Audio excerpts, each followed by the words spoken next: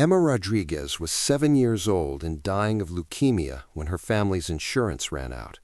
Her grandmother, Nurse Sarah, had worked at the same hospital for 30 years, but even she couldn't afford the $47,000 bill.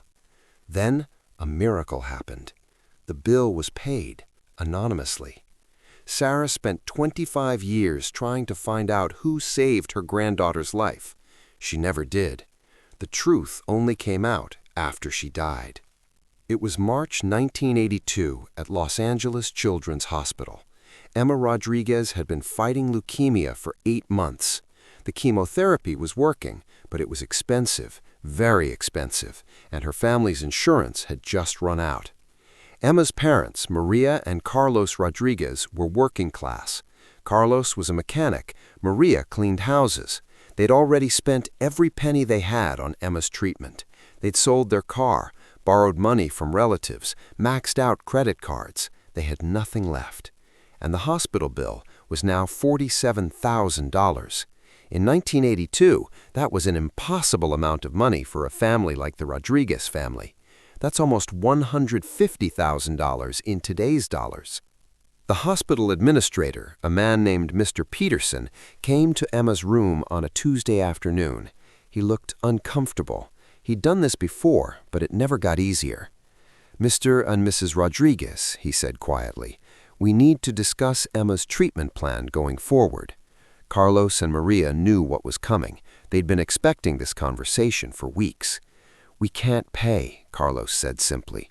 "We've tried everything. We have $300. That's it." Mr. Peterson nodded. "I understand, and I'm very sorry, but without payment arrangements, we're going to have to discharge Emma." "Discharge her," Maria's voice broke. "She's in the middle of treatment. If we stop now—" She didn't finish the sentence. Everyone in the room knew what happened when you stopped chemotherapy in the middle of treatment. Standing in the corner of the room was Nurse Sarah Martinez. She was Emma's grandmother, Maria's mother. She'd worked at Los Angeles Children's Hospital for 30 years. She knew every doctor, every administrator, every policy, and she knew there was nothing she could do. Sarah had already tried everything. She'd talked to the billing department. She'd applied for charity care programs. She'd reached out to foundations. Nothing had worked. The bill was too large. The family didn't qualify for assistance. It was a horrible situation with no solution. That night, Sarah went home and cried. Her granddaughter was going to die because they didn't have money. It was that simple, that brutal.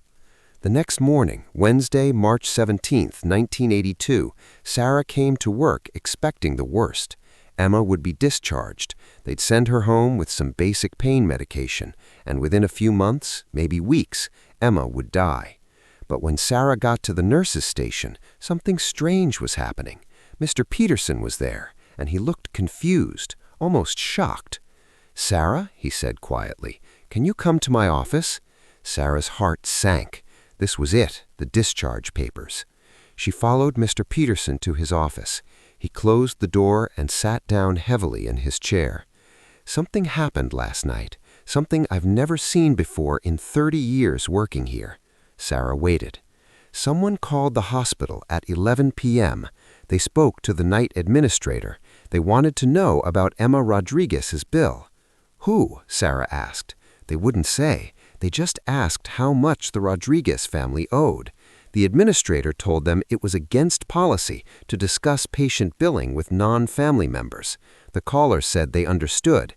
Then they said, "What if I want to pay the entire amount?" Sarah stared at him. "What?" The caller asked if they could pay Emma's entire bill, anonymously. The administrator thought it was a prank, but the caller gave a credit card number over the phone.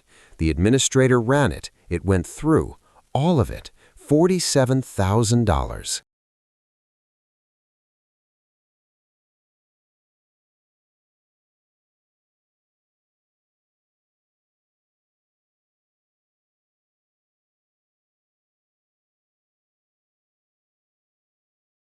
Said, "In full. She can continue treatment. She can stay as long as she needs to." "Who paid it?" Sarah finally managed to ask. "I don't know," Mr. Peterson said. The caller insisted on complete anonymity. "The credit card is registered to a trust. I can't access the name. I've tried everything. Whoever did this made absolutely sure we couldn't identify them." Sarah started crying. Not sad tears this time.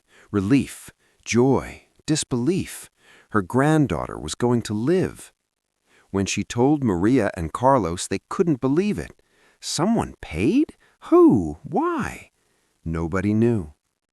Over the next few months, as Emma's treatment continued, the Rodriguez family tried everything to find out who their anonymous donor was. They called the hospital repeatedly. They hired a lawyer to try to access the trust information. They talked to everyone they knew, wondering if a wealthy friend or relative had secretly helped them. Nothing. The anonymous donor remained anonymous.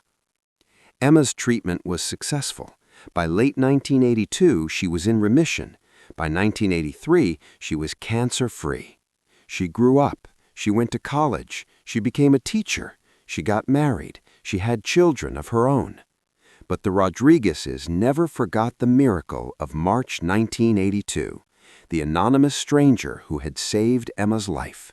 They talked about it every year on the anniversary. They wondered who it could have been. They theorized, they guessed, but they never knew. Sarah Martinez retired from nursing in 1991 after 49 years at Los Angeles Children's Hospital. She died in 2005 at the age of 78. She never found out who paid Emma's bill. 2 years later, in 2007, something happened that would finally solve the 25-year mystery. A man named Robert Morrison was dying of cancer. He was 71 years old. He'd worked as an accountant at Los Angeles Children's Hospital from 1975 to 1995. And on his deathbed, he asked to speak to a reporter. The reporter, a young woman from a local entertainment magazine, arrived at Robert's hospice room expecting to hear stories about hospital administration. What she got instead was something much more interesting. "I need to tell you about Dean Martin," Robert said. His voice was weak but clear. "I promised him I'd never tell anyone while he was alive. He's been gone for 12 years now. I think it's time." The reporter pulled out her notebook. "Tell me what?" "In March 1982, I got a phone call at home, late at night, almost 11. A man said, 'I need to pay a bill at your hospital, tonight, anonymously.' I recognized the voice immediately. It was Dean Martin." Robert explained that Dean had gotten his home phone number from someone at the hospital. Dean knew Robert handled special billing situations. Dean wanted to pay Emma Rodriguez's bill, all of it, right away, but he had conditions. Dean said nobody could ever know it was him. He didn't want publicity. He didn't want the family to feel obligated. He didn't want anyone to think he was doing it for recognition. He just wanted the little girl to get treatment. "I set up a trust. I processed the payment through it. I made sure Dean's name was completely hidden, and I kept the secret for 25 years.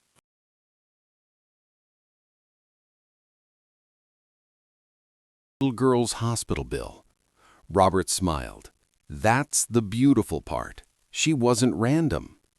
In 1958, Dean Martin's daughter Gail had gotten very sick. She'd needed emergency surgery. Dean had rushed her to Los Angeles Children's Hospital in the middle of the night, terrified.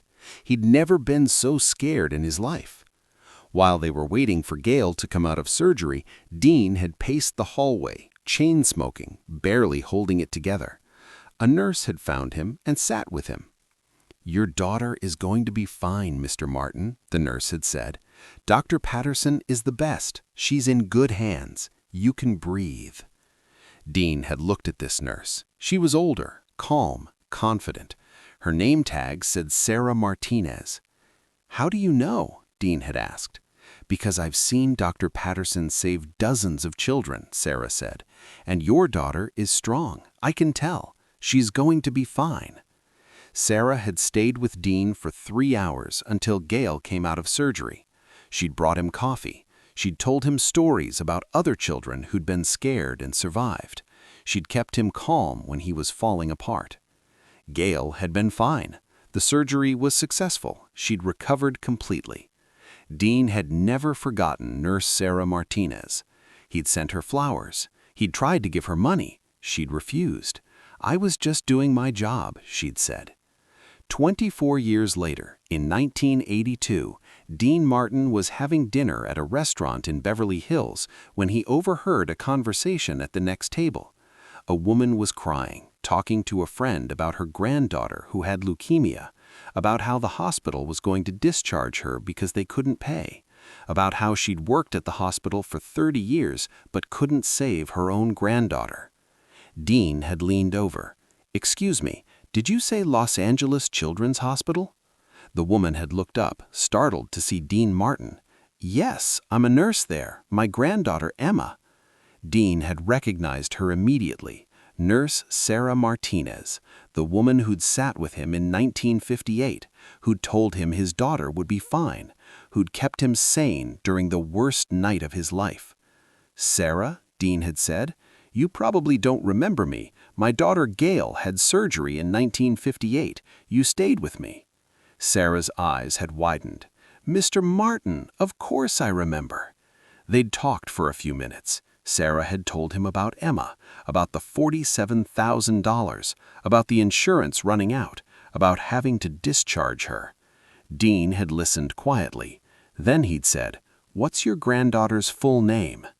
The next day, Dean had called Robert Morrison, and that night, Emma's bill had been paid. Robert, telling this story to the reporter in 2007, said, "Dean made me promise I'd never tell Sarah it was him. He said, 'She helped my daughter when I needed it most. Now I'm helping her granddaughter. We're even. She doesn't need to know.'" That's the kind of man Dean Martin was. When the reporter's article was published a few weeks later, Emma Rodriguez, now 32 years old and a teacher with 2 children of her own, read it with tears streaming down her face. Her grandmother had died never knowing who saved Emma's life, never knowing that the man she'd comforted in 1958 had remembered her 24 years later, never knowing that her kindness had been repaid 1,000 times over.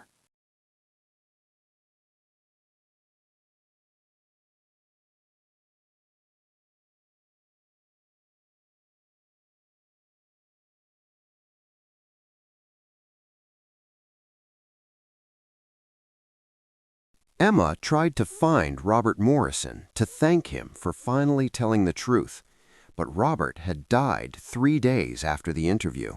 He'd held on to the secret for 25 years, and he'd revealed it just days before he died. The story eventually reached Maria Rodriguez, Emma's mother. She was 60 years old now. She'd spent 25 years wondering who saved her daughter. Now she finally knew. "My mother talked about Dean Martin sometimes," Maria said in a later interview. "She said he was kind, that he really loved his children, that he remembered the little people. But she never knew.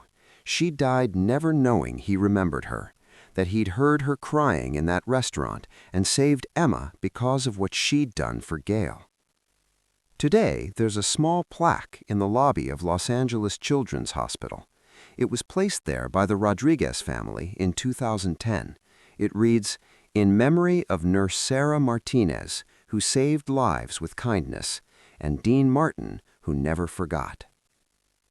The lesson of this story is simple but profound. Kindness creates ripples you'll never see. Sarah Martinez comforted a terrified father in 1958. She had no idea that 24 years later, that father would save her granddaughter's life. She died never knowing, but the ripple was real. The impact was massive. The gratitude was eternal. You never know whose life you're changing. The scared parent you comfort tonight might save your grandchild decades from now. The small act of kindness you show today might circle back when you need it most.